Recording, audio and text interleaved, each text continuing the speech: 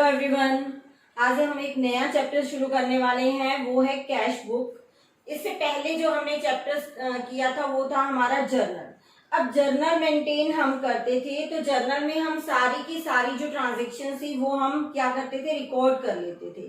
ठीक है, लेकिन अगर हमारे बिजनेसेस जो हैं वो लार्ज स्केल पर है, मतलब बड़े बिजनेसेस हैं, पहले हम जर्नल जब मेंटेन करते थे तो हम क्या करते थे, छोटे बिजनेसेस होते थे उनकी जो थोड़ी ट्रांजेक्शन्स होती हैं वो हम क्या करते थे, एक ही जर्नल में रिकॉर्ड कर लेते थे। ठीक है, लेकिन हमारे अगर लार्ज बिजनेसेस हैं तो हम क्या करते हैं, हमारी जो हर एक ट्रांजेक्शन्स, मतलब कैश से रिलेटेड, हमारी परचेज से रिलेटेड, हमारी सेल्स से रिलेटेड, मतलब अलग अलग जो ट्रांजेक्शन्स होती है वो बहुत ज्यादा हो जाती हैं। ठीक है, अगर छोटे बिजनेसेस होंगी तो सभी ट्रांजेक्शन्स कम होंगी, वो हम जर्नल में हैंडल कर लेते थे।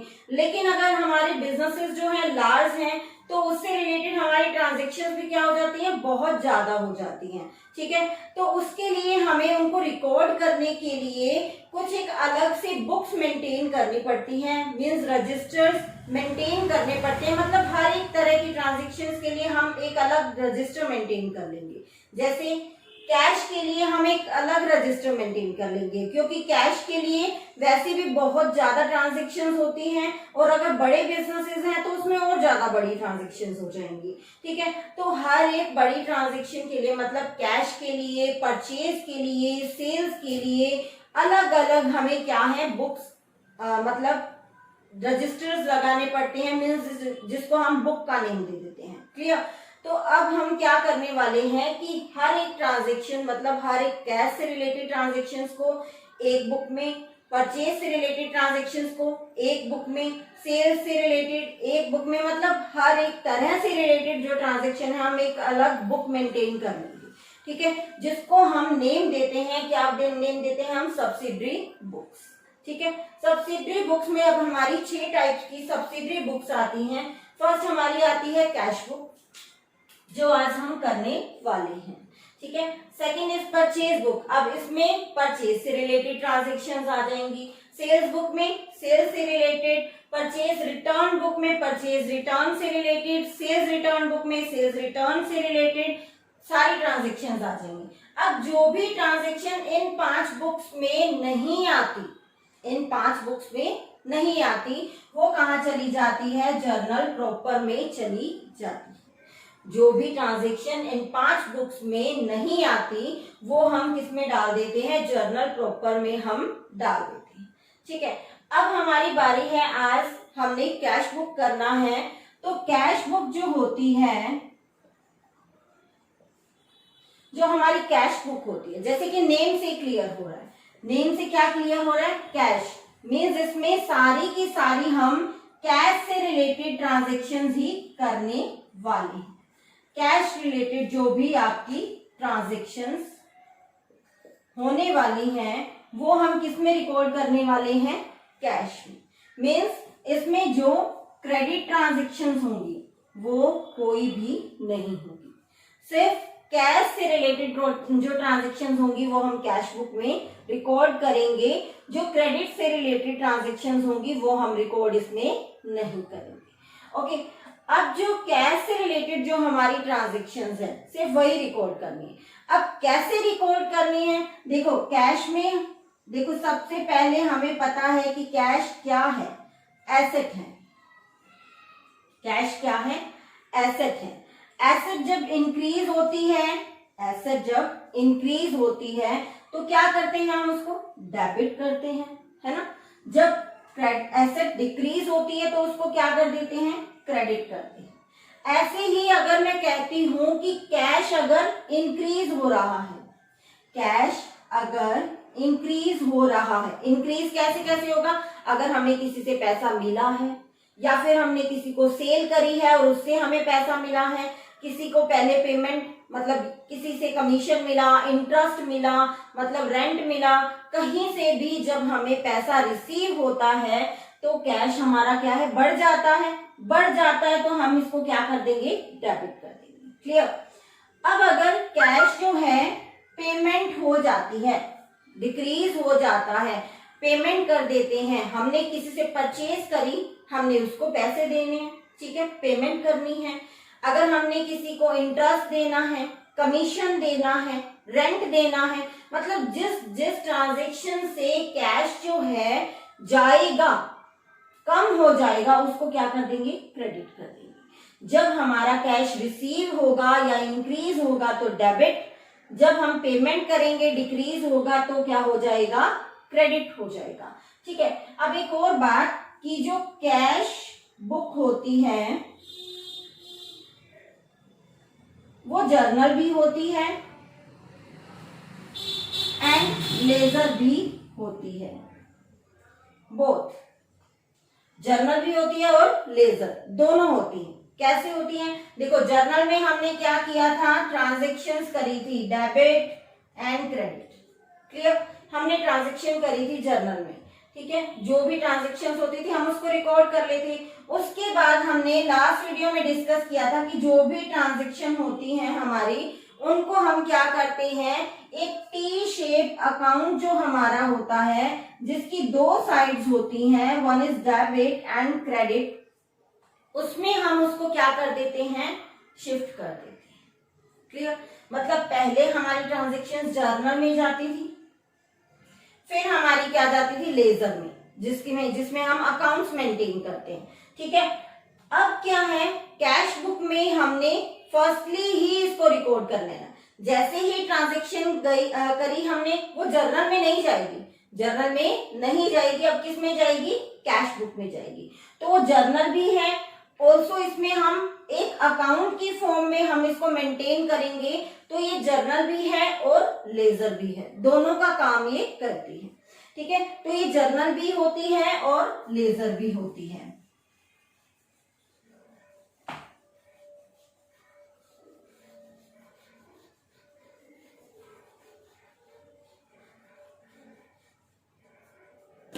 अब देखो हमने किया कि कैश जब इंक्रीज होता है तो हम क्या कर देते हैं, उसको डेबिट, और कैश जब डिक्रीज होता है तो हम उसको क्रेडिट कर देते हैं। क्लियर, अब अगर हम बात करते हैं कि हम इसको रिकॉर्ड कैसे करेंगे, देखो सबसे पहले हमारा जो होता है, जो हमारा लेजर का उसका कैश बुक का फॉर्मेट होता है, वो हम किस तरह से बनाते हैं। जो कैश बुक का हमारा फॉर्मेट होता है, देखो सबसे पहले हम क्या करेंगे, इसको टी शेप में मेंटेन कर लेंगे। मैंने इसका हाफ पार्टीशन कर लिया, टी शेप में इसको बना दिया। अब ये डेबिट साइड है आपकी और ये क्या है, क्रेडिट साइड है ना। अब डेबिट साइड में भी आपके 5 कॉलम्स आएंगे और क्रेडिट साइड में भी आपके 5 कॉलम्स आने वाले हैं। सबसे पहला कॉलम होता है इसमें डेट का, ठीक है। सेकेंड कॉलम आपका होता है पार्टिकुलर का, थर्ड कॉलम आपका होता है laser for you.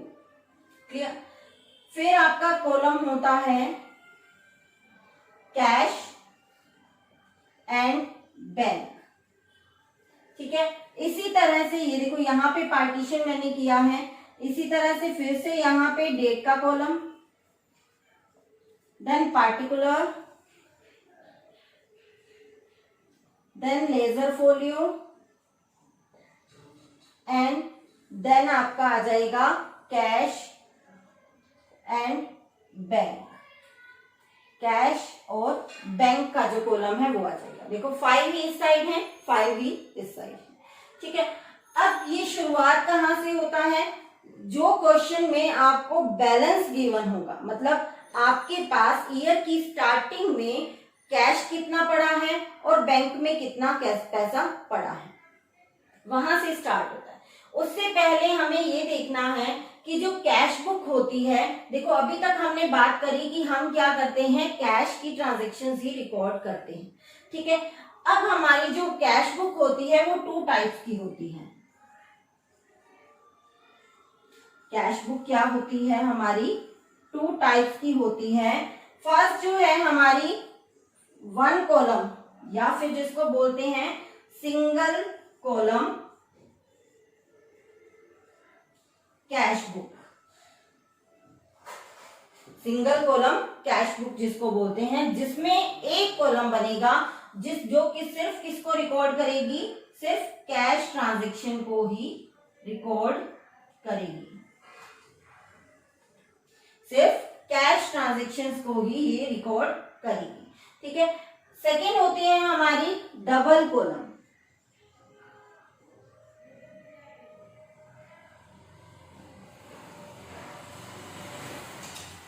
Double column जो कैश बुक होती है हमारी, वो दो एस्पेक्ट्स को रिकॉर्ड करती है, कैश भी रिकॉर्ड करेगी प्लस बैंक भी रिकॉर्ड करेगी। ये दोनों को रिकॉर्ड करती है, कैश भी और बैंक भी। ठीक है। तो हमारी कैश बुक हुई टू टाइप्स की, cash single column cash book जिसमें ओनली हम कैश ट्रांजेक्शन्स को रिकॉर्ड करेंगे, डबल कॉलम कैश बुक जिसमें हम दोनों ट्रांजेक्शन कैश प्लस बैंक दोनों का हम क्या करेंगे, रिकॉर्ड करेंगे। ठीक है। अगर हम first type of cash book लेते हैं ओनली जिसमें हम कैश ट्रांजेक्शन्स को रिकॉर्ड कर रहे हैं, तो उसमें हमने क्या करना है, सिर्फ एक कॉलम इसमें बनाएंगे, कैश और बैंक में से कौन सा बनाएंगे, सिर्फ कैश का कॉलम हम बनाएंगे।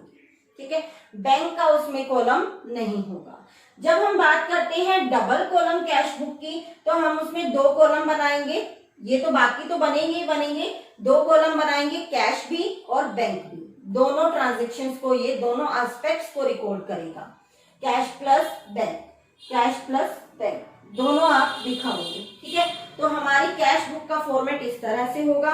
अब इसमें हम इसको स्टार्ट कैसे करते हैं, जो बेसिक कंसेप्ट हैं हमारे, देखो सबसे पहले हमें जो ईयर की स्टार्टिंग में हमें बैलेंस दिया हुआ है, मान लो आपको क्वेश्चन में गिवन है कि आपके पास ईयर की स्टार्टिंग में कैश पड़ा है 10,000, ठीक है, और बैंक में पैसा पड़ा है आपके पास 15,000। ठीक है। तो आप क्वेश्चन की स्टार्टिंग में, ये क्या है, आपके ओपनिंग बैलेंसेस हैं, ओपनिंग बैलेंसेस। किसी भी एसेट के जो ओपनिंग बैलेंसेस होते हैं वो कहाँ आते हैं, डेबिट में आते हैं, और किसी भी लाइबिलिटीज के जो ओपनिंग बैलेंसेस होते हैं वो कहाँ आते हैं, क्रेडिट में आते हैं। ठीक है। तो कैश और बैंक हमारी एसेट्स हैं, इनके ओपनिंग बैलेंस हमें कहाँ शो करने हैं, डेबिट में शो करने हैं। तो जिस डेट को गिवन है वो यहाँ पर मेंशन कर देंगे हम। ऑल्सो जो आपके बैलेंसेस हैं उनको हम ब्रॉड फॉरवर्ड करते हैं, पिछले साल से इस साल में लाते हैं, तो हम उसके लिए क्या राइट करते हैं, टू, डेबिट साइड में हम टू लगाते हैं, लेजर में हमने सीखा है, डेबिट साइड में क्या लगाते हैं, to, to balance brought down, brought down मतलब पिछले साल से इस साल में ला, टू बैलेंस ब्रॉड डाउन। कितना है, कैश में हम 10,000 लिख देंगे और बैंक में हम लिख देंगे 15,000। ठीक है। इसी तरह से अगर आपको क्वेश्चन में बैंक ओवरड्राफ्ट दिख जाता है, कई बार क्वेश्चन में क्या दिया होता है, बैंक ओवरड्राफ्ट का भी ओपनिंग बैलेंस आपको गिवन होता है। ओपनिंग बैलेंस जब ओवरड्राफ्ट का गिवन, सबसे पहले बैंक ओवरड्राफ्ट होता क्या है, अगर आपके अकाउंट में 15,000 रुपए मान लो पड़े हैं, हमने लिया था 15,000, ठीक है, 15,000 मान लो पड़े हैं आपके बैंक में, लेकिन आप वहां से, आपको जरूरत ज्यादा पैसों की है और आप वहां से मान लो 18,000 विड्रॉ कर लेते हो, वहां से बैंक से 18,000 निकाल लेते हो, तो जो 3,000 आपने एक्स्ट्रा निकाला है वो आपका क्या हो जाएगा, नेगेटिव बैलेंस हो जाएगा बैंक में। उसको क्या नाम देते हैं हम, बैंक ओवरड्राफ्ट नेम दिया जाता है। जितने आपके पास पैसे थे बैंक में उससे आपने ज्यादा विड्रॉ कर लिए, तो जितना ज्यादा विड्रॉ किया है वो क्या आपका बैंक ओवरड्राफ्ट। अब बैंक ओवरड्राफ्ट जैसे कि आपको पता दिख रहा है कि लायबिलिटी है आपकी, तो उसका जो ओपनिंग बैलेंस होगा वो कहाँ पे शो होगा, क्रेडिट साइड में शो होगा। कहाँ शो करोगे, बैंक ओवरड्राफ्ट। ठीक है, बैंक ओवरड्राफ्ट आप बैंक के कॉलम में आप शो कर दो। कहाँ शो होगा, बैंक के कॉलम में, क्योंकि बैंक से रिलेटेड है। क्लियर, ये तो होगी ओपनिंग बैलेंस की बात। अब जो है इससे रिलेटेड जो है सिंगल कॉलम का जो आपका न्यूमेरिकल क्वेश्चन है, पहले हम वो अटेम्प्ट करेंगे नेक्स्ट वीडियो। ठीक है।